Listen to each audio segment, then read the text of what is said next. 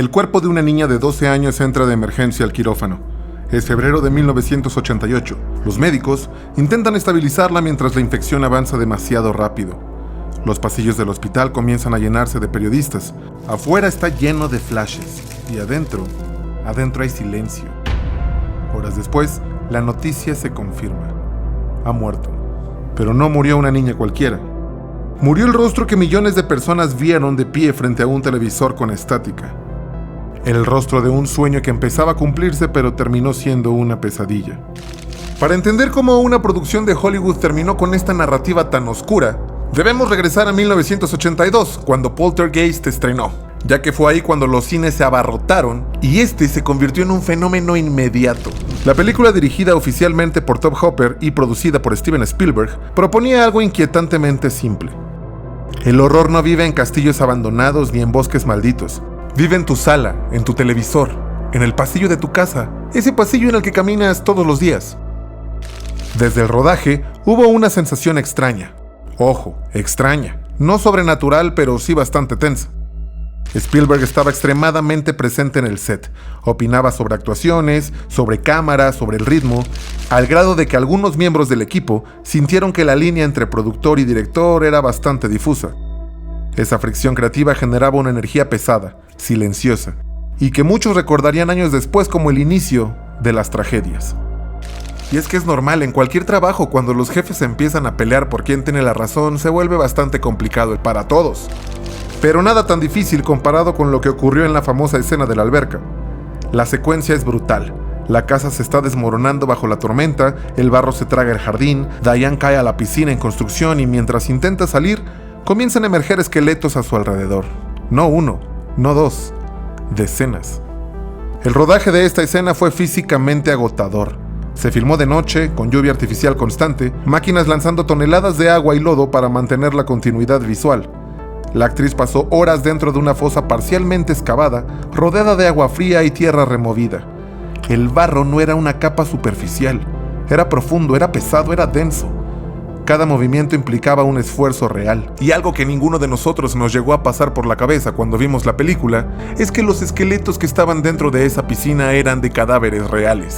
Y seguramente en ese momento la producción debió darse cuenta de que estaban despertando algo que tal vez no tendrían por qué despertar. Estos huesos no eran utilería normal, no eran moldes de plástico, eran restos humanos auténticos adquiridos de proveedores médicos. Algo que en esa época resultaba más económico que fabricar réplicas detalladas, ya que la industria en aquel entonces no tenía el mismo estándar ético que hoy.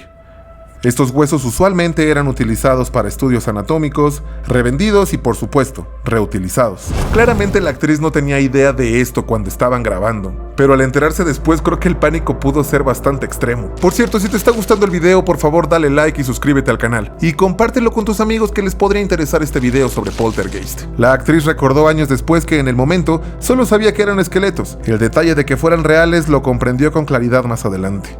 Esa revelación cambió completamente la percepción pública de la escena. Lo que antes era una anécdota de producción se convirtió en el núcleo simbólico de una maldición. Y por supuesto, si alguien necesita una razón para generar una maldición en una película, creo que es esa. Y más tomando en cuenta lo siguiente. La historia de la película gira alrededor de una casa construida sobre un cementerio cuyos cuerpos nunca fueron retirados.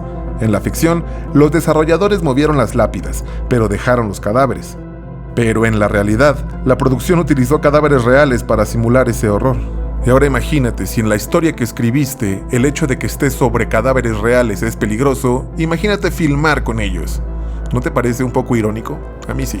El estreno fue un éxito rotundo. Taquilla millonaria, críticas positivas y 3 nominaciones al Oscar. La película se consolidó como una de las grandes obras del terror moderno. Todo parecía encaminado a una franquicia sólida. Y sí, por supuesto, hasta que la realidad entró con violencia. En octubre de 1982, apenas 5 meses después del estreno, Dominique Dunne fue atacada en la entrada de su casa por su exnovio John Sweeney. La relación había sido bastante conflictiva y violenta. Amigos cercanos ya sabían que había episodios de abuso, pero esa noche escaló demasiado. Vecinos escucharon gritos. Cuando la encontraron, Dominique estaba inconsciente en el jardín. Había sido estrangulada durante varios minutos. Fue trasladada al hospital en estado crítico. Incluso permaneció en coma. Y lo triste es que su familia se reunió esperando un milagro que nunca llegó. Dominique Dunne murió días después tras confirmarse un daño cerebral irreversible. Tenía 22 años.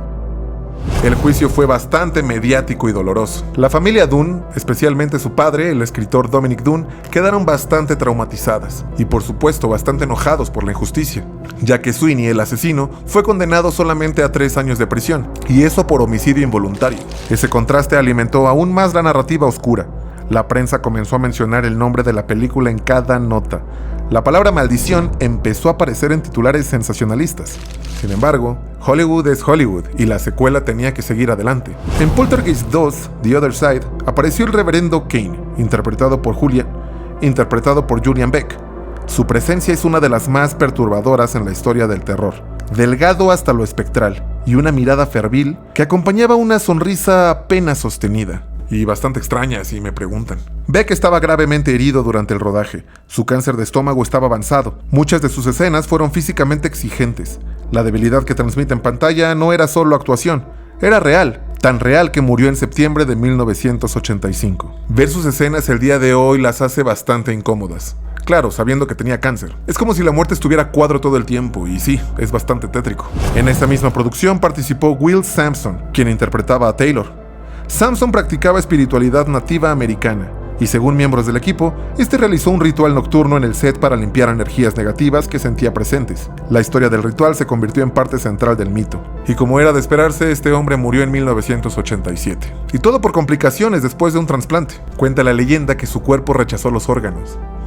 Y eso era bastante extraño, la verdad. Y entonces llegó el golpe que terminó de consolidar la leyenda. Heather O'Rourke había crecido frente a las cámaras. Desde los 5 años fue el rostro icónico de la franquicia. Durante la filmación de Poltergeist 3, comenzó a presentar síntomas que fueron malinterpretados médicamente. Imagínate, durante meses recibió un tratamiento para una enfermedad que no tenía. Y es aquí cuando me pongo a pensar.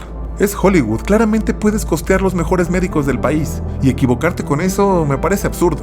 En febrero de 1988, sufrió una obstrucción intestinal severa. Fue llevada de emergencia al hospital. Incluso, la infección se extendió rápidamente, al grado de que entró en choque séptico. Heather O'Rourke murió con 12 años de edad. La noticia, por supuesto, sacudió a la industria. Ahora ya no eran coincidencias aisladas, ¿estamos de acuerdo? Eran demasiados nombres y demasiadas víctimas vinculadas a la misma saga, lo cual es bastante extraño. Y ahora, la narrativa estaba completa. Huesos reales en una alberca, asesinato brutal de una joven actriz, un actor principal muriendo de cáncer tras interpretar a un villano fantasmal, rituales espirituales dentro del set y, por supuesto, la muerte repentina de una niña protagonista. El clímax del mito explotó. Programas de televisión analizaron la supuesta maldición, revistas dedicaron portadas al tema. De hecho, se comenzó a comparar la producción con otras películas rodeadas de tragedias como El Exorcista. El público ya no veía solo una película de terror, veía una obra marcada por la desgracia. Y es que claro, la película es maravillosa, pero también tanta coincidencia es cuestionable, ¿no lo creen? Sin embargo, cuando se revisan los hechos con perspectiva, lo que emerge es una serie de tragedias profundamente humanas. Violencia doméstica, enfermedades terminales, complicaciones médicas y errores de diagnósticos. No hay evidencia documentada de fenómenos sobrenaturales durante el rodaje original. No hay registros oficiales de accidentes inexplicables masivos. Lo que sí existe es el poder de una historia bien contada y la necesidad humana de conectar puntos. Porque claro, aunque son bastantes, pueden ser coincidencias. No todo tiene que estar ligado a una maldición sobrenatural, ¿o sí? Lo que es innegable es el peso emocional que rodea a la producción de esta película. Porque cuando recuerdas a Dominic luchando por su vida tras un ataque brutal, cuando ves a Julian Beck interpretando a Kane con el cuerpo consumido por el cáncer, cuando piensas en Heather entrando a un hospital del que ya no saldrá, es difícil no sentir que algo se quebró alrededor de esa película. La casa se derrumbó en la ficción. En la realidad, solo quedaron vacíos. Y aún así, la película sobrevivió. Quizás ese es el verdadero final feliz dentro de esta producción, que a pesar del dolor y a pesar del mito, a pesar de esta maldición, la obra trascendió. Y hoy en día, sin duda, es parte de la historia del cine, aunque no sabemos si tantas vidas hacen que valga la pena. Y la verdad lo dudo, aunque acá entre nos me gusta pensar que son coincidencias. Y hablando de coincidencias, por favor dale click a este video que seguramente también te va a gustar. Está bueno. Yo soy Manuel Oluna y nos vemos en la cima.